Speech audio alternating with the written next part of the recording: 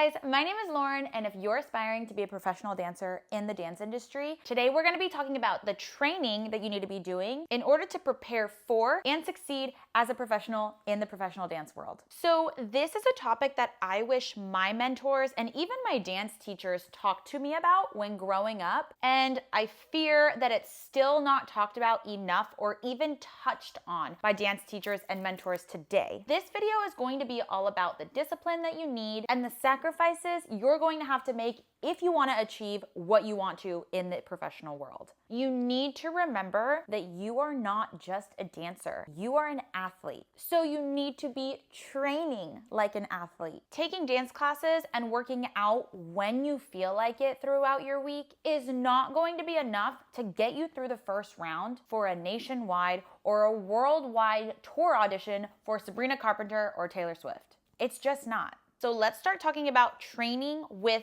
workouts. You should be delegating time for your workouts in the gym 4 to 5 times a week, at least once a day. This aspect of training, especially with dancers today in the industry, is so underrated, and dancers tend to fly over this part on how to improve themselves and be better as a professional. Casting directors and choreographers are looking for dancers to hire who are in shape, they look great, and they can maintain energy and endurance throughout the job. Unfortunately, out in the professional world, it is about the way that you look. Do you look athletic? Are you appealing to the eye for an audience? You can be the best dancer in that audition room, but if you don't look the part, you will get cut. I have been there, I have done that, which kind of made me get off my booty and say, hey, I need to start doing something and changing my body. That way I look the way that these choreographers and these casting directors want me to look in order to say,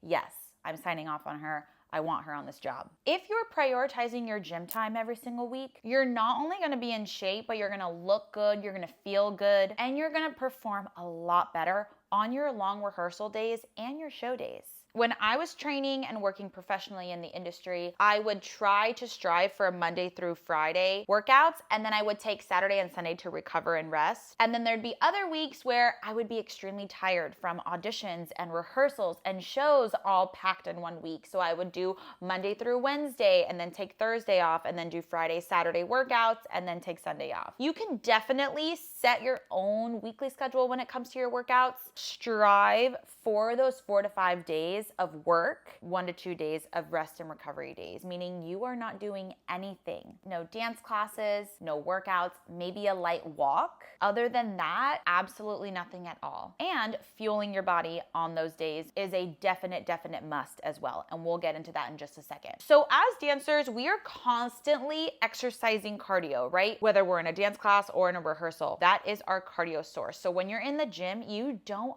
have to do cardio. You should be prioritizing weight and resistance training, building up those muscles. That way you can tone your body out. And if you're on TikTok or you're following fitness influencers, you can definitely do what they do and what they recommend, which is splitting up your workouts. Legs on Monday, upper body Tuesday, full body Wednesday, legs again on Thursday, upper body Friday. But I would also emphasize my abdominal exercises, because this is our power source right here as dancers. This is literally the root of where everything comes from, right? Especially in our dance technique. So we want this to be nice and strong. So I was really delegating a lot of my workout time to training my core. I made sure that I did core every single day, and I would do core exercises at the end of my workouts. I did a light jog after my workouts, so I would hit hard on the weight training and the resistance training for about 30 to 45 minutes, and then the last 15 minutes I would do a light jog or an uphill walk. I recommend doing that. That's what I did, and that really helped for my body. But the majority of my workout was the weight training and was the resistance training. Adding in and making sure that you stick to your workout training is going to set you apart from all of the other professionals that you walk into the audition room with. When I tell you that when I prioritized my workouts, it was a game changer. My confidence boosted up. I felt great in the audition room. I remember My first year that I prioritized my workouts, I was booking almost every single audition that I went to. I am not trying to toot my own horn here. I am just telling you guys from experience, this works.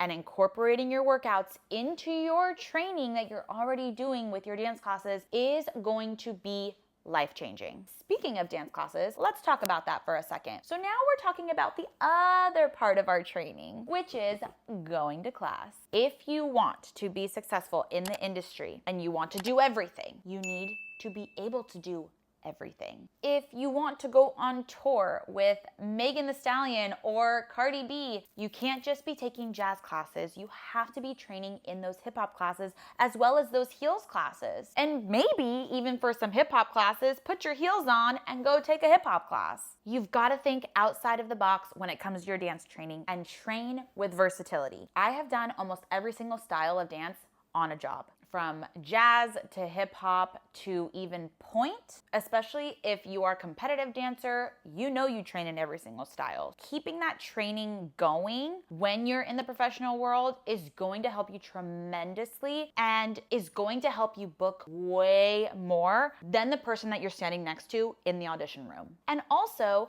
make sure you're taking at least 2 classes a day. Doesn't have to be 5 days a week, but it does have to be at least 2 classes a day, 3 to 4 times a week. Keeping that stamina up, keeping that endurance up, training that body, and keeping that brain training as well as you continue to learn choreo after choreo after choreo in those classes. Don't just take your friend's class.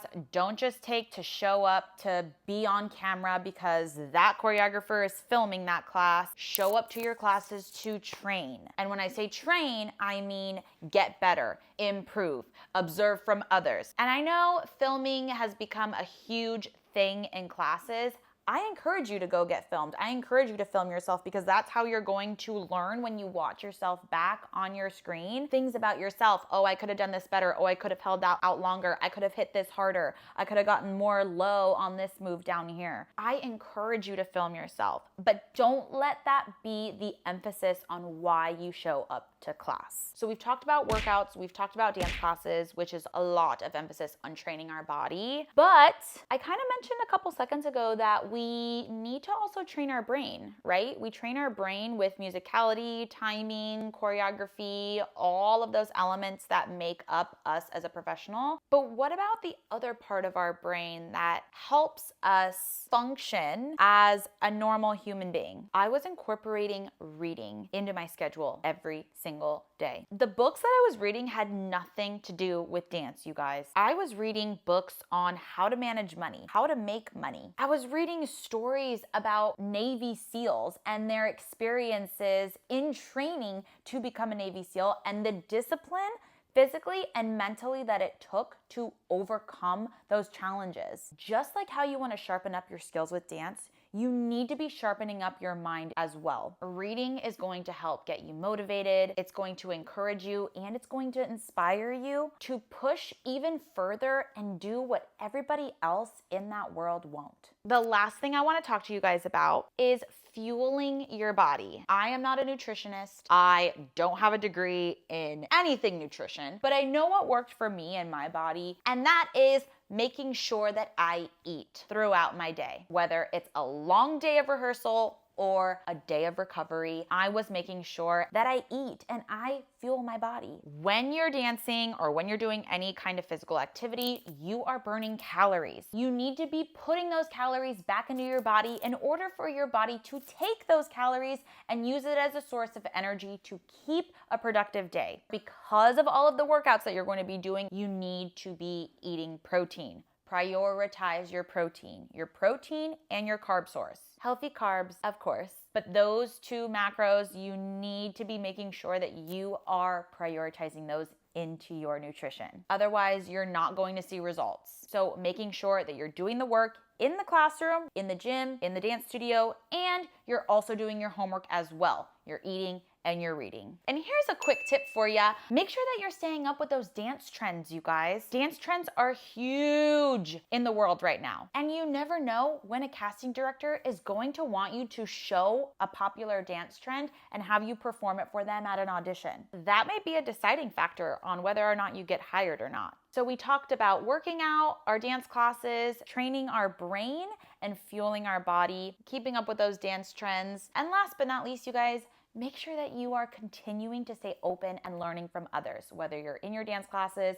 you're in the gym, or you're reading all of your books, learning from others and observing others is going to be the best way for you to grow in all areas of your life. If you guys want to learn more about how to be prepared for the industry, I have written a book called Secrets Beyond the Steps, and I will be linking it down below in the description. If you are really serious about going into the professional world, that book is going to help you tremendously. So with all of that said, thank you guys so much for watching. If you enjoyed this video, go ahead and click that thumbs up button for me. And if you are not subscribed yet, go ahead and click that subscribe button down below. Mwah! I love you all. Good luck on your dance journey, and I will see you in my next video. Bye, guys.